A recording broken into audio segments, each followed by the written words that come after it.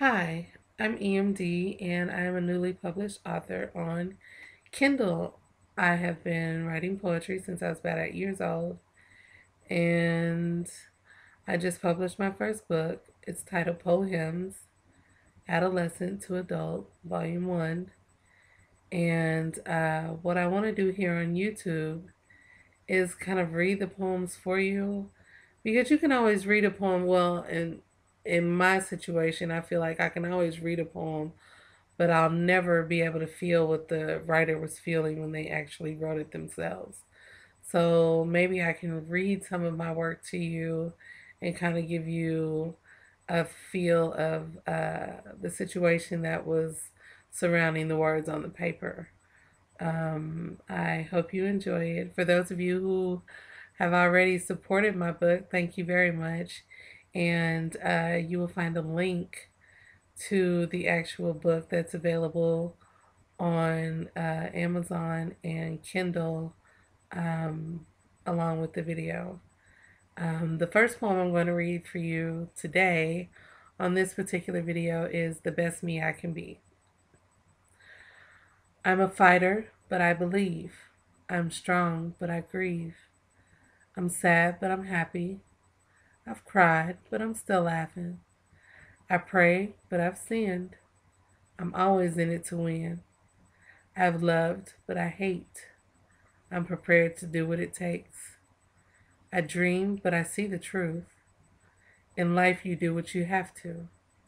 I hustle, I'm on the rise. Some days it's harder to hold my head high.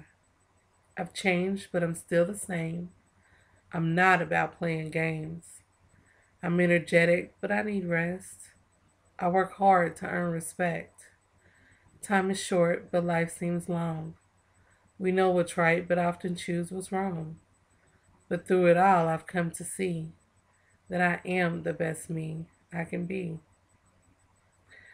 This particular poem, I believe I wrote when I was about 14 years old, and I'm not gonna date myself and say how long ago that was, but that's just kind of what was in my head at the time. At 14, if you're lucky, you haven't been through very many hardships or you know bad relationships. Your thoughts at 14 is pretty much your school, your home life, your church life, and your friends.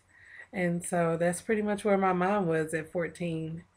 I actually sent this poem into a poetry contest and won third place, second or third place, and was so ecstatic, that people actually liked my work.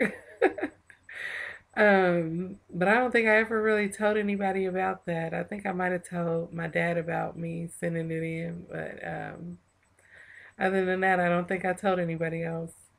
But yeah, I was really proud of that one. So that one was definitely going in the first volume of books. The next poem I'm going to read for you is titled Get Out of My Heart.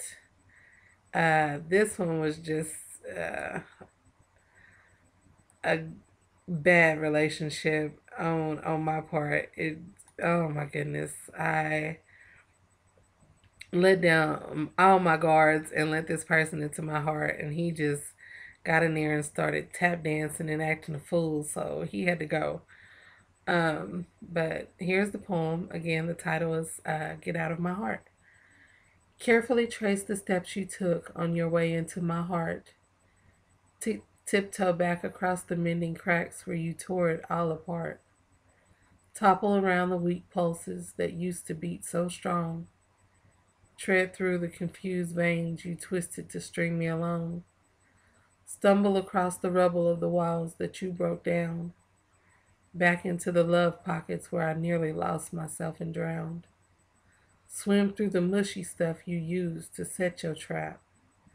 Then glide over the bruised areas where you constantly hit back. Now cross the tattered bridge where my heart was broken before, and you can walk back through the exit like you did the entrance door. And that poem is pretty much enough said. This relationship was so long ago. But even reading it, it just kind of takes you back to to that situation. Like, man, ooh, we went through some stuff, but I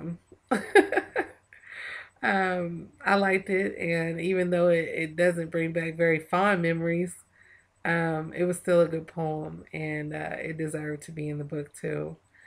The last and final poem that I'm going to read for you on this video is called I Noticed Him Noticing Me. This particular poem doesn't really have a story to go with it. I think it was something that just kind of came to me. It's another one of my older poems from when I was younger. Um, but there's no story for it. If there is, I don't remember what it was. I think it was just, one of those things where you kind of in your thoughts and you'd be like, "Ooh, I should write that down. That sounds good." I think that's where this poem actually came from. But again, the title is I Noticed Him Noticing Me. Focused on my stride as I walk through the mall, so focused he doesn't notice that I see it all. I was a canvas as his glances turned into stares, covering everything, every piece of me till his eyes caught my glare. Embarrassed that he was busted, he gives a shy-like smile with his shiny white teeth and dimples that go for miles. I return the smile, not wanting to be rude, but I couldn't help wondering, who is this dude? This stranger across from me with a killer smile, selecting me over the other women in the aisles. I like his style. He has a sense of fashion. I can deal with the dreads even though bald heads are my passion. His eyes are a deep brown. He's physically fit too. Wow, he was watching me, but now who's noticing who? I just thought that was kind of cute. I can't even remember how old I was when I wrote this. But ooh, dating myself again. Anyway, uh, I just thought it was a really cute poem. Something for the teenagers. Crushing. It's one of those poems where you can read it and just kind of picture this whole scenario playing out in your mind. The cute little girl noticing this guy, checking her out, that type of thing. But yeah, that was a cute little poem, and I figured it deserved to be in the first book as well. I'm gonna try and do a series of videos, maybe one or two videos a month, just to see how it goes. I hope you enjoyed what you heard. Again, you'll find a link to Poems Adolescent to Adult Vol.1 attached with the video. And thank you for your time, and God bless you, and hopefully we'll see each other again. Bye.